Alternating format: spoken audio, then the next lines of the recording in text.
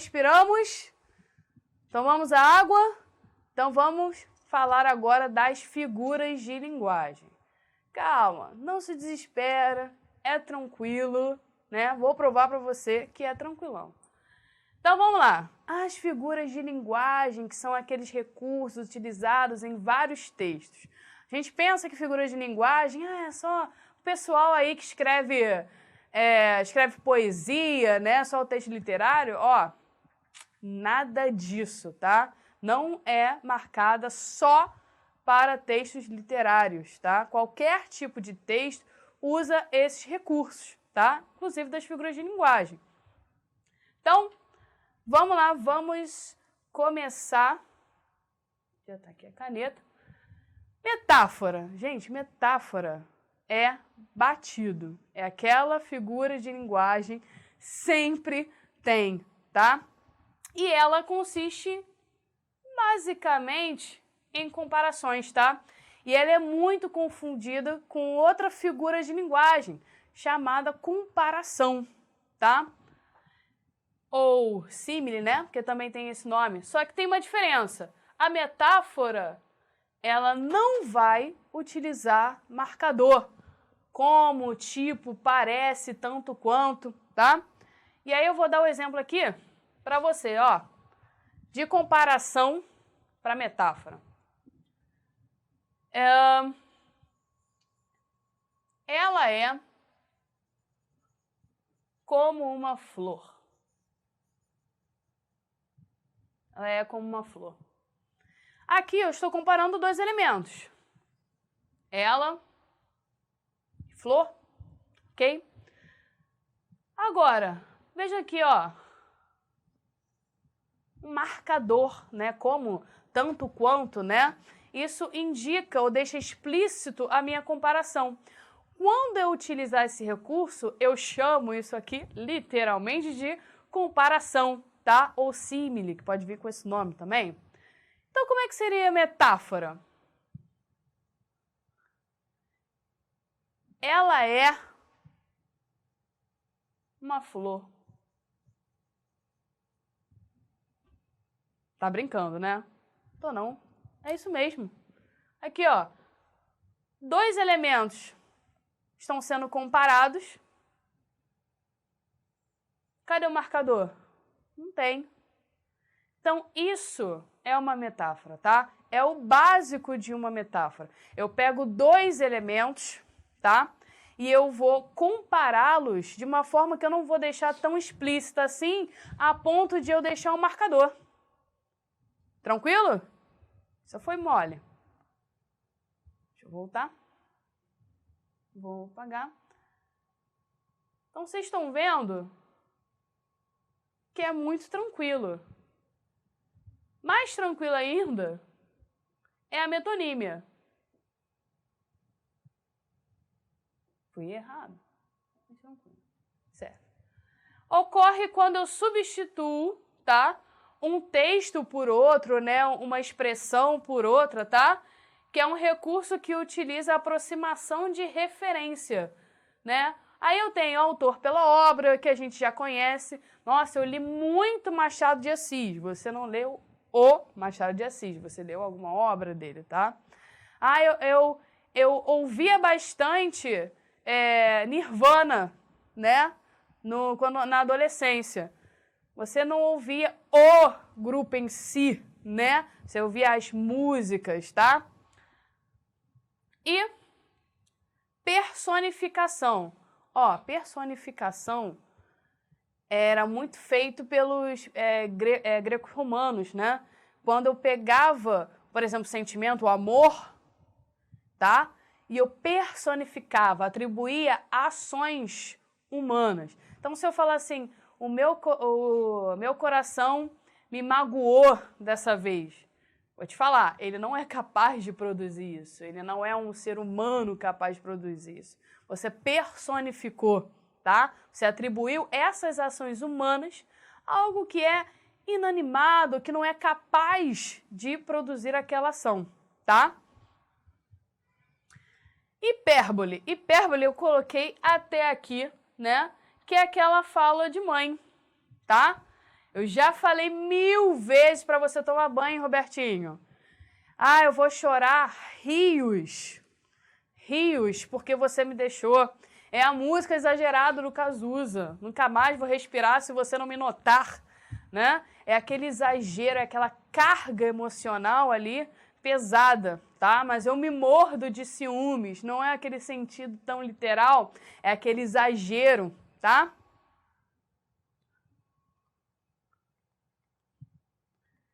E antítese e paradoxo. Essas duas aqui a gente vai ver muito hoje, tá? Essas duas aqui são figurinhas carimbadas, tá? Porque a gente vai ver hoje. As duas vão ter contraste entre duas palavras, tá? Que são contrárias entre si. Mas a antítese é cada um dentro do seu quadrado, tá? Cada um vai permanecer ali distante do outro. Metade de mim te ama, a outra metade te odeia. Então, tem as oposições ali que elas não vão se juntar. Uma hora, né? Você vai ter um, outra hora você ter outro. Vamos supor que você vai fazer o concurso aí, né? Com seu colega. E aí, vocês passam por todo o processo e tudo mais. Você passa e ele não. Caramba, você tá feliz, porque você passou. Mas no momento você tá triste, né? Então você tem um momento que você fica triste e um momento que você fica feliz. Então você acaba trabalhando ali a antítese, tá? E o paradoxo, vamos lá. As coisas, elas se conectam. Então, aquelas oposições, elas acontecem ao mesmo tempo. Eu amo odiar você. Sim. Você fica com a cabeça, eu amo odiar você? Como assim? Aquilo acontece ali ao mesmo tempo? Sim. O paradoxo, vai ter um cruzamento dessas duas oposições. E esse cruzamento vai acabar se anulando. Por quê? Como é que você ama odiar alguém? Ou como é que você odeia amar alguém? Você está com essas oposições ali marcadas acontecendo dentro do mesmo espaço. E elas vão dar um choque, vão se anular. Tá? O que vai ser diferente da antítese. Por mais que eu tenha trabalhada, né, a oposição, como eu falei, cada um no seu quadrado. Elas não vão se cruzar ao ponto de se anular. Tá? Eufemismo é quando eu tento suavizar uma mensagem. Gente, eu trabalho o eufemismo muito para quando a gente vai falar, alguém morreu, né? Vai dar essa notícia para alguém, fala, alguém virou estrelinha no céu, né? Trabalha aquelas coisas para suavizar aquela mensagem, para ela não ficar tão pesada assim, tá? A única coisa que eu tenho que tomar cuidado ao usar o eufemismo, ainda mais relacionado à morte, é, por exemplo, nossa, mas o meu tio vestiu paletó de madeira. Aí você fica, gente, mas não era para suavizar, acabou ficando mais pesado do que deveria, né? Então, muito cuidado com esse eufemismo de tentar suavizar qualquer tipo de mensagem, tá? Para não sair grosseiro. Outra, ironia. Gente, ironia, quem nunca fez uma ironia, tá? Só que ironia é o meu sentido oposto, tá? É a minha oposição no que eu quero dizer. Então, na fala, a gente usa uma intensidade melhor, né? Então, oi, Ted, tudo bom? Tudo. Se eu não me expressar, você vai aceitar aquele tudo, não é isso? Mas já realmente deve estar tudo bem com ela. Agora, se eu quisesse realmente falar a verdade, tipo, tudo, nossa, tá ótimo o meu dia. Olha a ironia ali sendo exaltada, tá? Então, cuidado com ela, porque ela é o sentido oposto do que eu quero dizer. E é só isso que a ironia é, tá? O que a gente, às vezes, coloca ali é um sarcasmo, dá um tempero, né? Ali para poder ficar mais visível que eu estou sendo irônica, que na verdade não era aquilo que eu queria dizer, tá? Gradação. Gradação, imagina o seguinte, é a figura de linguagem que parece uma escada. Tanto se você vai subir, tanto se você vai descer. quando ela sobe, os fatos, elas vão subindo, eu chamo de clímax, tá? Quando eu vou chegando ao clímax. Quando eu desço, anticlímax, tá? Então, eu falo, perguntei pro professor se eu posso beber água. Ele deixou, eu saí da sala, fui ao banheiro, lavei a mão, voltei para a sala de aula e me sentei. O que eu fiz? Falei aqui, uma série de fatos, né, que foram acontecendo de forma gradativa.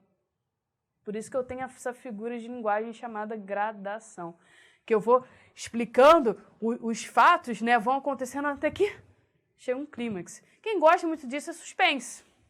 Filme de suspense adora fazer isso.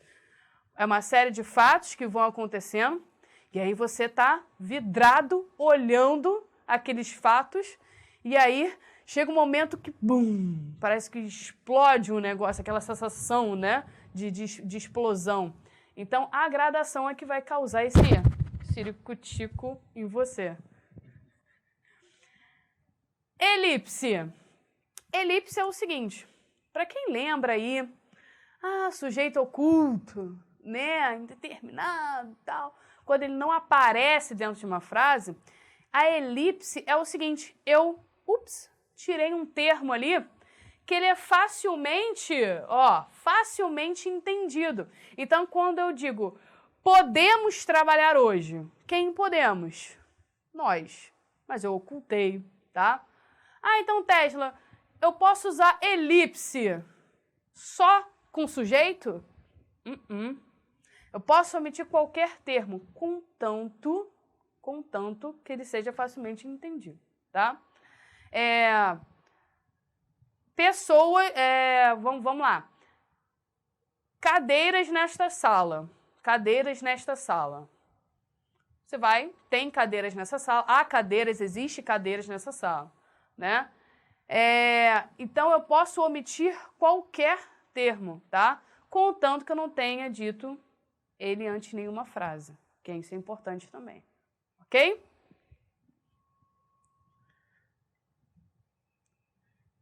E aí, eu coloquei um trecho, tá? Da Canção do Exílio, porque todo mundo faz paráfrase, paródia, citação, faz tudo relacionado ao trecho da Canção do Exílio. Minha terra tem palmeiras onde canto sabiá, as aves que aqui gorjeiam, não gorjeiam como lá. Então, esse é o poema, tá? Gonçalves Dias, que é batido. E aí você vai entender como é que eu posso brincar com esse texto.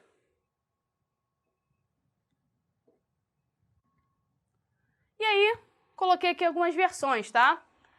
Do Murilo Mendes para paródia. Então aqui, minha terra tem macieiras da Califórnia, onde cantam gaturanos de Veneza, né, e tudo mais. Aqui, eu não mudei a estrutura, mas eu mudei meu conteúdo. Que se você reparar, o saudosismo aqui que tem, eu quero mostrar o que tem de real. Tem pernilongo, né? Eu tenho aqui na minha terra, eu tenho um exército de monistas e cubistas, eu tenho as frutas aqui que custam a beça, que a gente não pode comprar. Então, o Murilo Mendes fez uma paródia. Permaneci a estrutura, troquei o assunto. Vai ser diferente de paráfrase, né? Paráfrase eu estou fazendo alguma citação ali, né? Só que eu não mudo o sentido. Aqui ele continua com saudade da terra, tá? Ele brinca, claro, né, que esqueceu, mas aí terra que tem palmeiras onde canto sabiá. Viu a diferença? Mudei a estrutura completamente, tá? Completamente. Mas eu permaneci, né, ali com o meu conteúdo. Então, diferença de paródia para paráfrase. Tranquilo, né? Outra que a gente vai ver batido também é o amor é fogo, o que arde sem se ver, é a ferida que dói, não se sente, é o contentamento descontente, que a gente vai ver pra caramba. Relacionado aqui ao Monte Castelo do Renato Russo, que foi o copiou e colou, né? O Ctrl+C e o Ctrl+V. Aqui, ó, a partir daqui, ó, Ctrl+C e Ctrl+V. Tranquilo? As canções de Vinícius de Moraes também fazem uma paráfrase, uma alusão, uma citação para Camões. Marca o Vinícius aí, tá? Marca o Vinícius. Ele gosta, Camões, dimensão espiritual. O Vinícius é mais da carne mesmo, tá? O amor pertence ao plano da matéria e aqui o plano das ideias. Então tem esse contratempo. Mas somente o Vinícius, até e outro soneto mais batido, que é o da fidelidade, ele fala de amor como Camões. Pode cair na prova, Tesson? Quem sabe? Pode ser. A gente vai ver. Semelhanças. Os dois vão trabalhar essa dualidade. Sujeito e lírico são solitários, então aquele personagem que fica ali dentro dos poemas, ele é solitário, ele ama amar, tá? Tempo real com o tempo espiritual, tá? É uma eternização da dor da ausência, é a saudade que bate, tá? E aí, vou fazer uma brincadeira, né? A gente tem o quadro da Mona Lisa tomando seu biricutico, a sua cervejinha, tá? Fazendo uma paródia, ok? Vamos para o exercício rápido, moleza, moleza? Vamos lá. Soneto do Corifeu. Mas calma, não vou ler ele agora não. Na última estrofe, a figura feminina é descrita por meio de elementos que estabelecem entre si uma relação do seguinte tipo. Vamos para a estrofe, então, o que ele quer. Uma mulher que é como a própria lua, tão linda que só espalha sofrimento, tão cheia de pudor que vive nua. Pudor e vive nua? Isso é estranho. Aí, vamos lá, né? Vamos lá. É uma metalinguagem? É o código pelo código? Não. Aquela estrofe, não. Sentido denotativo. Denotativo é aquele sentido literal, tá? Que vai ser diferente do conotativo. Esse sentido é um sentido literal? Não. Pressentimento aqui. Na B? Vamos para aqui, ó. Eu tenho a ambiguidade. Eu tenho duas palavras iguais ali, né? Lembrando ali da polissemia, que elas estão causando uma ambiguidade em mim. Voltando lá. Tenho? Aqui, ó. Tenho não. Tem duas ideias aqui contrárias, né? Tanto que eu falei pudor e nua. Oi? Né? Então, marca a B, que é só sucesso. Às vezes a resposta está na questão ali, ó. Na pergunta. Foi? Tranquila, beça. Próxima. Soneto da hora final. Vou partir primeiro aqui porque ele quer, tá? No título, soneto da hora final. Para revelar o tema do poema, ele recorre à figura de linguagem. Soneto da hora final. Aí eu pergunto, gente, o que é hora final? Tá a sua visão do quê? Morte. Não é isso? Da sua hora final, né? Da sua morte. Qual é a figura de linguagem que faz isso, que a gente viu que suaviza? Eufemismo. Marca lá, filho. E seja feliz, tá? Então, a UERJ, ela te dá resposta, querendo ou não, tá? Vai lá na questão, vai lá no que ele quer. Trabalha ali as palavras, entendeu? Aqui a gente adaptou, tá? Porque é um texto muito longo.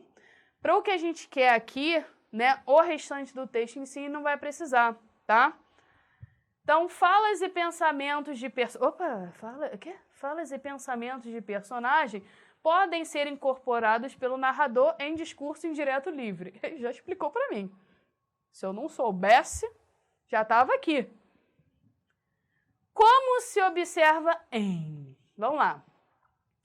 E aí tem aqui, linha 2, né? Pegava o caniço, a latinha de isca e ia pescar na beira do rio. Vamos lá. Linha 2. Vamos lá? E por que seria a última pegava o caniço, a latinha de isca e ia pescar na beira do rio? Isso aí não tem pensamento de um personagem, não. Tá só continuando, tá? Então não é esse, não. Que aquilo era perigoso, que ficava muito só, que poderia ter um mal súbito. Linha o quê? 3. Que aquilo era perigoso, que ficava muito só, que poderia ter um mal súbito. Vamos lá? As poucas pessoas que ainda se ocupavam dele reclamavam. Né? Poucas pessoas aqui, ó, reclamavam. Que aquilo era... Opa! Então essa frase aqui que ele dá, que aquilo era perigoso, quem é que está falando isso? É o meu narrador? Não. Ele está fazendo o quê? Uma referência aqui do pensamento, né? Dessas pessoas ali, né? Que ainda, né, se ocupavam dele, o que elas pensavam sobre? Que aquilo, né, era perigoso e que ficava muito só. Achamos a resposta. Aqui, ó. Letra B, né? E aí, só para 5 e 6, né? 2, 3, 4, 5. O velho entrou assim na categoria dos ausentes? Não. Demorava um pouco a chegar porque seus passos eram lentos. Né? Linha 8 e 9. 1, 2, 3, 4, 5, 6, 7, 8, 9. Né? Não havia nada ali que não conhecesse as pedras, as poças, as árvores e até o sapo que soltava na poça e as aves que cantavam nos galhos. Tudo lhe era familiar, embora a natureza não se curvasse para cumprimentá-lo, sabia-se bem-vindo. Não, pensamento de ninguém, tá? A não ser uma continuidade ali, né, do meu narrador. Então, foi moleza, gente. Moleza essa parte. Vamos respirar mais um pouquinho? Vamos? Que agora eu vou fazer vocês se apaixonarem por Camões. Tô prometendo. Vou fazer, tá? Então, aguarda aí que a gente já volta.